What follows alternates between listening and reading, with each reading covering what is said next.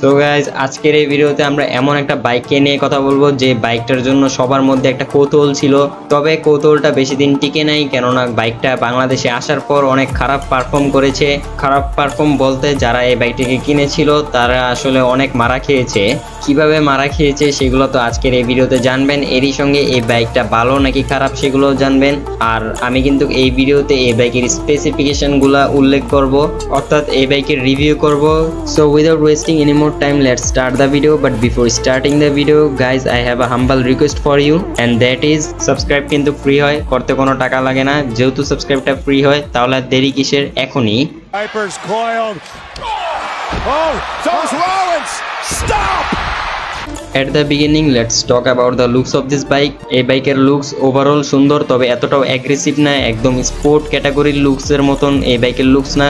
বিশেষ করে এই বাইকের আপরাইট হ্যান্ডেলবার এবং এই বাইকের সিটিং পজিশন অতটাও অ্যাগ্রেসিভ না। জানি এটা কমফোর্টের জন্য এরকম ভাবে দেওয়া হয়েছে, তবে যদি স্পোর্ট ক্যাটাগরির বাইকের লুকসের কথা বলি সেক্ষেত্রে ওগুলোর লুকস আরো সুন্দর হয়, ওগুলোর হেডলাইটের ডিজাইনও অনেক ইউনিক হয় বা অ্যাগ্রেসিভ হয়। তবে আমার কাছে এই বাইকের মাস্কুলার বডি ডাইমেনশন এছাড়া এই বাইকের যে টেল লাইট ভালো লেগেছে। After the looks, let's talk about the engine of this bike. The engine of this bike is very good because it has DOHC engine and 4 valve. Also এই বাইকের cooling system হিসেবে ব্যবহার করা হয়েছে লিকুইড কুলিং সিস্টেম। আর এই বাইকটা যে 210 সিসির এটা তো আপনারা জানেনই। ফুয়েল সাপ্লাই সিস্টেম হিসেবে থাকছে এই বাইকে FI সিস্টেম। যাই হোক, এই বাইকের এই ইঞ্জিন দিয়ে আপনারা এই বাইক থেকে ম্যাক্সিমাম পাওয়ার পাবেন 25.5 হর্স পাওয়ার এট 9250 rpm এবং ম্যাক্সিমাম টর্ক পাবেন 20.4 নিউটন মিটার এট 7250 rpm। এই বাইকের এই পাওয়ার কনফিগার দিয়ে আপনারা এই বাইক থেকে সর্বোচ্চ গতি তুলতে পারবেন 150 কিলোমিটারের উপরে এবং সর্বোচ্চ মাইলেজ পেয়ে যাবেন 20 থেকে 30 কিলোমিটারের আশেপাশে। এই বাইকের মাইলেজটা অনেক খারাপ জানি, এবং এই বাইকের ফুয়েল ট্যাঙ্ক ক্যাপাসিটিও খুবই কম, 11 লিটারের ফুয়েল ট্যাঙ্ক ক্যাপাসিটি এই বাইকের মাত্র।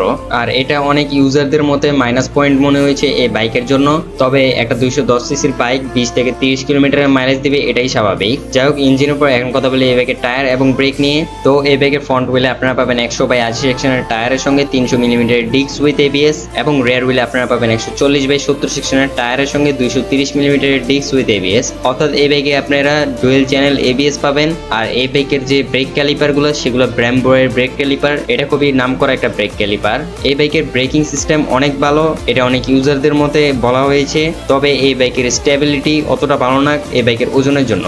যাই হোক, এই বাইকের কমফোর্টের জন্য ফ্রন্টে ইউজ করা হয়েছে 47 mm এর টেলিস্কোপিক সাসপেনশন এবং রেয়ার ইউজ করা হয়েছে 6 স্টেপ অ্যাডজাস্টেবল গ্যাস চার্জের মনোশক সাসপেনশন। এই বাইকের সাসপেনশনের কোয়ালিটি অনেক ভালো। এই বাইকের হেডলাইট টেল লাইট ইন্ডিকেটর সবগুলো আপনারা LED এর পাবেন, এটা হিরো কোম্পানিরা ভালো কাজ করেছে। এছাড়া এই বাইকের স্পিডোমিটার হিসেবে ব্যবহার করা হয়েছে ফুললি ডিজিটাল TFT ডিসপ্লের একটা স্পিডোমিটার। আর এই বাইকের স্পিডোমিটারে হালকা পাতলা রঙের ছোঁয়া থাকছে। এই বাইকের উইন্ডশিল্ডটা অ্যাডজাস্টেবল, যেটা কোনো কাজে আসবে কিনা জানি না, তবে এই বাইকের স্লিপার ক্লাচ ব্যবহার করা হয়েছে যেটা কাজে আসবে।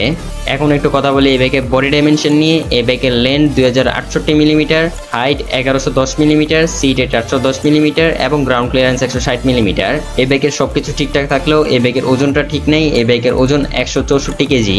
আর এই বাইকের সিট হাইটও অনেক বেশি, যার কারণে আপনি যদি নিউ রাইডার হয়ে থাকেন আর যদি আপনার উচ্চতা কম হয়ে থাকে সেই ক্ষেত্রে এই অ্যাক্সিডেন্ট করার জন্য এই বাইকের এই দুইটা কম্বিনেশন আপনাকে অনেক ভালো সাপোর্ট দিবে অ্যাক্সিডেন্ট করার জন্য আর কি।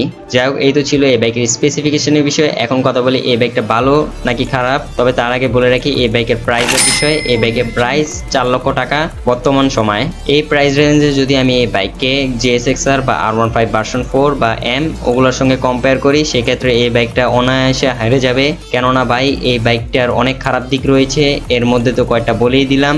আর খারাপ দিকগুলো কিন্তু আমি আবিষ্কার করিনি নেই, এগুলো সব ইউজাররা আবিষ্কার করেছে যারা এই বাইকটাকে কিনে মারা খেয়েছে। শুরুতেই যখন এই বাইকটা বাংলাদেশে আসার কথা আমরা শুনেছিলাম বা এই বাইকটা আসবে, ওই সময় আমরা অনেকেই ভেবেছিলাম এই বাইকটা বাংলাদেশে আসলে এই বাইকটা সকল বাইকের রাজা হবে। তবে এই বাইকের পারফরমেন্স দেখে নিঃসন্দেহে বলতে হয় এই বাইকটা কোনোভাবেই GSXR বা 18GB ভার্সন 4 ওগুলোকে হারাতে পারবে না। তবে যদি কথা বলি কমফোর্টের দিক দিয়ে সেই ক্ষেত্রে এই বাইকটা কমফোর্টের জন্য বেস্ট, কেননা আপরাইট হ্যান্ডেলবার এবং এই বাইকের সিটিং পজিশন অনেক বেস্ট লং ট্যুরের জন্য।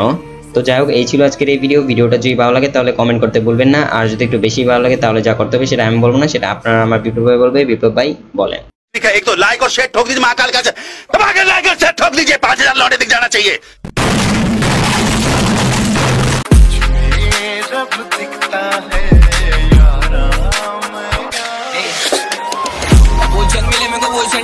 आगे मचा बोले रिस्क डरेंगे पढ़ने से आगे में